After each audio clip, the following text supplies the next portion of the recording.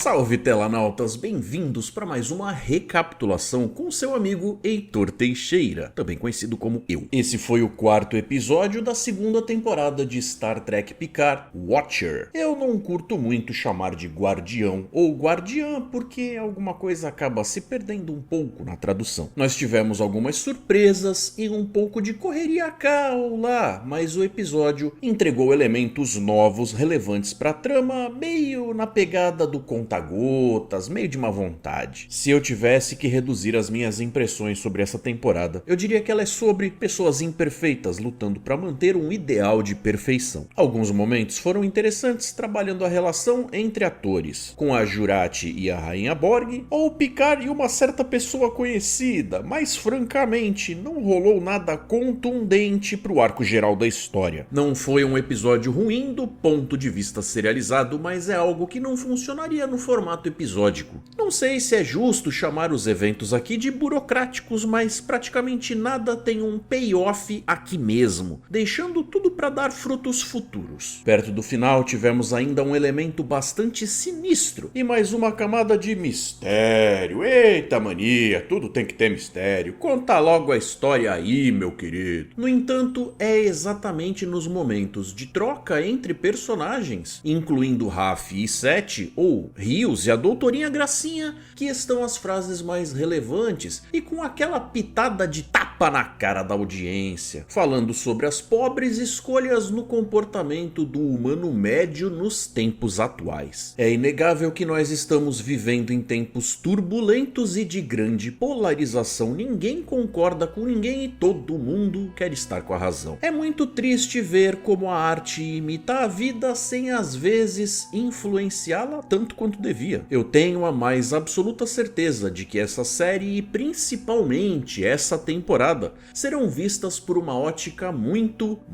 diferente daqui a algumas décadas. Quando se está no meio do turbilhão, às vezes é difícil perceber certas coisas de forma mais objetiva, mas quando você se afasta do quadro, é mais fácil ver a imagem toda. Tô satisfeito com todas as possibilidades geradas pelos assuntos plantados aqui. Ainda assim, como sempre, vou deixar as minhas expectativas baixas, porque as chances de eles seguirem os caminhos que a minha mente de fã cria são baixas, e no momento que eles, entre aspas, desperdiçarem certas oportunidades, eu prevejo que eu vou ficar meio frustrado. Talvez seja inevitável, mas nesse caso específico, talvez e apenas talvez não seja culpa deles, mas que tem umas pontas soltas nessa franquia há décadas que podiam ser amarradas agora. Isso tem. People lindo do my heart, deixa eu pedir um favorzinho. Deixa um like pro tio Heitor, se inscreve aqui no canal, é de graça e faz bem pro coração. Ativa aí as notificações também, custa nada, e assim você sempre fica sabendo quando eu lanço vídeo novo, bem mais rápido do que esperar a boa vontade dos administradores dos grupos de Facebook em que eu coloco as postagens. Aproveitando ao aviso, spoilers à frente. Alerta vermelho, levantar escudos. Como diz o pessoal do Telecurso 2000, é hora da revisão. A essa hora da madrugada, o Chateau ainda está praticamente no escuro. Ele está tentando fazer contato com a molecadinha. Desde o fim do episódio passado, o comunicador do Rios já estava emitindo a sua voz. O que também é estranho, porque anteriormente na franquia, geralmente a pessoa chamada recebia apenas alguns bips e estalos e a conversa só acontecia depois que o comunicador era acionado. Raf e Sete chegam na clínica onde o amigo quis dar uma de esperto e acabou se dando mal. Elas recebem a informação de que ele foi pego pela polícia do gelo. Bem, na verdade o nome dessa polícia é ICE, que significa Immigration and Customs Enforcement, ou a famosa imigração, que pega lá a galerinha ilegal e cuida deles. O que para muitos dá no mesmo, já que para eles essa polícia tem um coração gelado, entendeu? ICE é deixado implícito que Rios pode não apenas ser preso e tomar uma dura verbal, mas que o processo pode de fato atrasar os planos de todo o time que voltou no tempo para a missão. Bem, a Jurati falou não se envolva com hospitais ou com a polícia, mas tirando o lance de querer dar uma de esperto, o cara não teve culpa. Picard já estava avisado de que provavelmente teria dificuldade em manter contato com a equipe, pelo fato de que eles não contam com a mesma rede de retransmissão proteção de dados do seu tempo e aqui ele não é assinante NET. E olha que boa notícia, a nave tem um sistema de auto-reparo e ainda vem com camuflagem, mas a trilha de vegetação amassada lá atrás ainda me preocupa. Ao chegar em casa não tem ninguém lá, ele comenta com Agnes. Essa casa foi usada durante a Segunda Guerra para lutar contra nazistas. A família Picard teve seus momentos à la Anne Frank, se escondendo em túneis subterrâneos. Então a propriedade ficou nas mãos de outros que cuidaram dela por um tempão antes dela voltar para a família do Jean-Luc. Ele não pode, no entanto, evitar algumas lembranças da infância. A ligação dele com a mãe era algo bem forte. Sobre as informações necessárias para se encontrar o tal Watcher, observadora ou guardião, citada pela rainha nesse tempo, Agnes Jurati precisa colocar a mente em ordem. Mas parece que o seu subconsciente está tentando lhe dizer alguma coisa, já que fica insistindo no número 15. Ela ainda brinca com o poder de dedução investigativa dele, chamando ele de Dixon Hill, que era o personagem de holodeck com o qual ele costumava se divertir em momentos de lazer na época da série de TV dos anos 80. Eles estão em 12 de abril de 2024. O número 15 sozinho é bastante inconclusivo, mas talvez eles tenham apenas 3 dias para corrigir a alteração temporal feita pelo Q. Mais uma vez, o episódio é dirigido por Leah Thompson, que muita gente nem sabia que dirigia e ainda assim mandou bem no episódio passado. E se as similaridades com Star Trek 4 já estavam óbvias antes, tome essa! O punk terrorista do Mini-System tá de volta e feito pelo mesmo cara. Note que agora ele protege o Gogó e é mais solícito. Parece que ele aprendeu algo com o Spock no fim das contas. A Raf é uma personagem complicada. Eu gosto dela, mas a quantidade de gente que eu já vi reclamando devido ao comportamento dela parecer tão incompatível com o esperado de um membro da frota estelar é muito grande. Eu acho esse assunto bastante delicado e complexo para tratar aqui em poucas linhas, mas eu vou dizer apenas o seguinte: o ser humano enquanto espécie pode evoluir bastante em 3 ou 4 séculos, mas o indivíduo ainda precisará de tempo para alcançar algo muito superior ao que somos neste ponto da nossa história. Pessoas difíceis e problemáticas são retratadas desde sempre na franquia, no entanto, é a forma como a sociedade lida com elas que faz a diferença. Então, se há algum tipo de consolo em ver alguém como ela em uma série como essa, é a noção de que não desistiram dela. Sabe aquele papo do copo meio cheio ou meio vazio? Eu tô escolhendo ver o lado positivo dessa personagem controversa. O Picard ou é muito corajoso ou tem muita fé, ou pode ser só desespero mesmo. Ele deixa a Jurati encarregada da nave junto com a rainha Borg e vai tentar ver se consegue fazer algo de útil lá em campo, dando a cara à tapa. Eu tinha imaginado que o teletransporte fosse ser menos útil, mas eles se deram ao trabalho de citar o tal do auto-reparo, então é uma questão de tempo até que algumas coisas voltem a poder ser usadas. Ela fica encarregada de dar um jeito de conseguir alguma gambiarra nas comunicações. De posse das coordenadas, lá vai ele, a rainha, com a sua língua afiada, tá lá, pondo minhocas na cabeça, logo de quem? Da Jurati cabeça de minhoca, a loirinha é brilhante em muitos aspectos, mas vamos combinar, não é a pessoa mais ajustada. E a gente tava falando da Raf, né? Vai vendo. O papinho da vossa majestade é, no entanto, perigosamente sedutor. Como era de se esperar, lá está o Janzinho Tampalisa de volta a Forward Avenue, mais especificamente o número 10, que parece mais sujo nessa época. Ele até faz cara de não acredito. Uma salva de palmas pra galera da direção de arte dessa série. A decoração tá toda diferente e a distinção entre as duas épocas ficou excelente. Agora, sabe essa garrafa? Pois é, Guinan, é você, minha filha. Para interpretar ela mais jovem, uma nova atriz foi escolhida. Essa aí parece bravinha. Já a cachorra adorou o velhote. Essa versão dela ainda não conhece o famoso Picard, então ele precisa ser mais convincente, e numa pegada meio Men in Black ele cita o fato dela ser El Auriana. Acho que eles vão ter que conversar. Nós já sabíamos, é claro, que a história desses dois vinha de longa data, mas isso nunca foi explorado a fundo.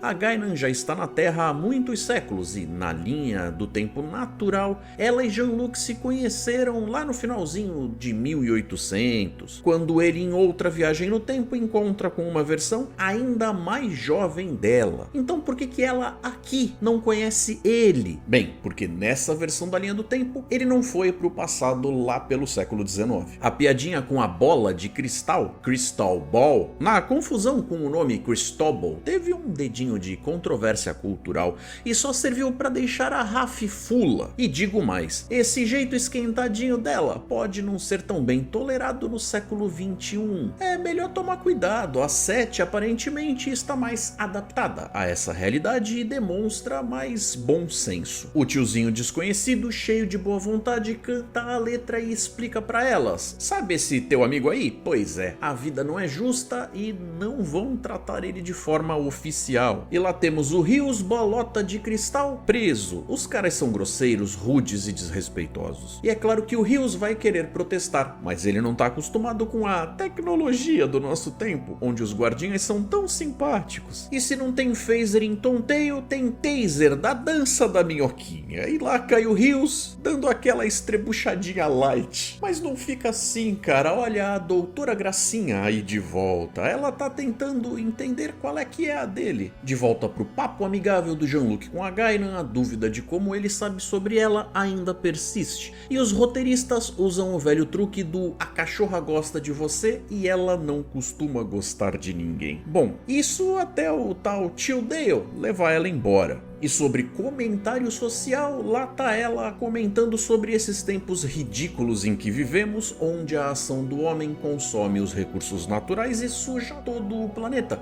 sem falar da cutucada na questão das fake news. Durante a conversa, o Picard fica em uma posição complicada. Ele não pode dizer muito para não contaminar a linha temporal, mas também não pode simplesmente não dizer nada. Os Elorianos têm uma condição chamada Afcal, que lhes dá uma sensação de enjoo quando há uma alteração na linha temporal. Isso explica como a Guinan, lá no episódio Yesterday Enterprise da nova geração, sabia que a Tasha Yar não deveria estar viva. E aí, maluca, vai ajudar ou não? Vamos para mais uma das famosas pausas rápidas do Heitorzinho. Desde a TNG nós sabemos que a Guinan e o Q se estranham quando se encontram. No entanto, tem aquela cena da Whoopi fazendo a pose dos dedinhos ameaçadores para ele. E para uma entidade super poderosa, ele até que fica bem quietinho no canto dele. A tal cena da realidade alternativa gerada pela remoção da Enterprise C da sua linha do tempo original também deixou a questão de se a Guinan era de alguma forma especial ou se aquilo era algo inerente à sua espécie. Um tipo de semi-explicação veio quando tivemos o 7º filme da franquia e descobrimos que ela já esteve uma vez dentro do Nexus. Como lá dentro o tempo passa de forma não linear e a entrada dela foi na época dos filmes da série clássica, ou seja, lá em algum lugar do século 23, que coincide com a suposta morte do Capitão Kirk, essa coisa dela ter uma noção de quando as coisas estão fora do lugar parecia de alguma forma resolvida, mesmo que tenha ficado no ar desde então essa parada envolvendo o Q. Aqui, nesse episódio de Picard, essa pressuposição por parte de vários fãs não é 100% descartada, mas ganha um novo ponto de vista. Vamos ver para quais caminhos essa ideia leva a gente. Raf, sua teimosinha, como eu disse antes, ela é fera no que faz, mas isso não significa que não arrume confusão por onde passe. A polícia tá logo ali. Aparentemente a Jurati conseguiu dar um jeito nas comunicações, já o teletransporte vai funcionar apenas na conveniência do roteiro. Cria moleza? Deslocada e tudo, até que a Sete dirige bem, né? E eu não sei bem o que é mais desconfortável, o fato da situação ser tensa ou o lance das duas estarem com um humor tão ruim. E se tudo tá difícil, tá complicado e não tá legal, quem poderá nos ajudar? Bom, olha quem tá sorrindo. Lembrando que o Picard ainda não disse nem o nome pra Guinan e tá ele lá tentando convencer ela a ajudar. Ela diz não ser a tal guardiã ou observadora, mas o diálogo deles tem ali algumas pérolas nele. Sabe esse futuro otimista aí do qual você fala? Tá demorando muito, né? E devo admitir, mesmo se tratando de um assunto bem pesado, eu vi mais esperança nesse diálogo do que em todo aquele futuro cínico apresentado na primeira temporada. Nós sempre soubemos que essa fase havia sido complicada na história de Star Trek desde a série clássica, que havia inclusive deixado claro que rolou uma terceira guerra mundial. O ponto é usar esse assunto para tratar do que tange a realidade fora das telas. E sendo franco, sabendo que Star Trek sempre tratou disso dessa forma, seria bastante injusto ou desavisado da parte de alguém querer dizer que isso está sendo colocado aqui na base da lacração. Esse é um conto de prevenção à arte tentando abrir os olhos da audiência. Quem também não pode dizer muito a respeito de si é Rios. No momento o futuro é incerto, o papo tá bom, mas é hora de dar tchau. Já que a pressão por informações é forte, Rios decide embarcar all the way. O cara não quer informações? Então toma. E Rios conta toda a verdade. E é óbvio, o cara ri e sai andando. As sequências de corrida de carro da Raf e da Sete estão lá meio por estar. Não estragam, mas também não acrescentam. Tentam ser engraçadinhas, mas sabe como é? Humor é algo pessoal. Eu não ri. O Rios chega no busão, tadinho. Vai, Jurati, a rainha tá disposta a ajudar, mas ela quer umas preliminares antes. Vai, minha filha, brilha. As convenções humanas não interessam a rainha. Só a lógica de uma mente boazinha não vai ser o suficiente. Então, o que para alguns pode parecer banal e irrelevante, na mão de outros pode ser usado como uma ferramenta poderosa. Prometer amizade talvez fosse prometer demais, mas companhia, isso talvez resolva, afinal mesmo a rainha também está sujeita a certas emoções. A Raf recebe updates da situação do Rios e o termo Distrito Santuário é finalmente abordado. Esses são aqueles guetos precários que são mencionados em Deep Space Nine. Se será no mesmo, no entanto, ainda é cedo para saber. A Jurati ajuda com o teletransporte e a polícia fica com cara de bolinho. Essas estão seguras, mas e o Rios? Agnes, não deixa a rainha falando sozinha, que ela fica braba. Ou deixa e mostra quem manda. A escolha é sua. E não é só o tempo que tá quebrado. Essa Guinan não age nada como a boa e velha bartender que a gente conhece. Ela parece amarga. Talvez até por isso Jean-Luc decide abrir o jogo. É perigoso, mas ele confia nela. Ela fala um pouco sobre os tais anjos da guarda que cuidam de certos indivíduos, mas avisa que essa a quem eles vão encontrar é nervosa. Não minta e não enrole, Picard, ou vai tudo pelo ralo. Aí chega a minazinha do zóio branco para levar ele. Ela pede que a bateria do comunicador seja desligada por hora e essa hospedeira temporária é liberada. A tal entidade vai saltando de corpo em corpo e isso é sinistro. Meio que nem naquele filme do Denzel Washington, que por coincidência ou não, a galera também canta lá o tal do Time is on my side, yes it is. As pessoas quando são liberadas ficam com aquela cara de what the hell e vão embora sem ter noção de que foram usadas. Picard está sendo encaminhado. E quem tá lá? Uma versão humana da Laris. Sim, em 2024. Se isso é bom ou ruim, sei lá. Ela faz o cubo da fumacinha de narguilé e eles se vão. E quem é que tá lá lendo o jornal sobre a missão espacial para a Lua Europa? Sim, Q. Ele tá tentando interagir com a mocinha do livro, mas aparentemente os poderes dele precisam de Viagra. Será que teremos uma interação da Guinan com o Q? Será que a Agnes vai virar uma rainha? Será que nós vamos ver alguém que já apareceu na série clássica? Eu não tenho lá muitas peças para trabalhar confortavelmente com palpites no momento, mas alguns elementos me deixaram encafifado. Veja essa fumaça quadrada, mais o termo supervisor, mais o fato de sabermos que, mesmo só sendo citados de passagem na série original, existe uma espécie ou um conglomerado de espécies que elege um protetor, e que ao menos um deles já trombou com o Kirk em uma dessas viagens no tempo. Sim, exatamente, o Dr. Who de Star Trek, Gary Seven. A essa altura, ele já poderia ter sido substituído por uma sucessora, quem sabe?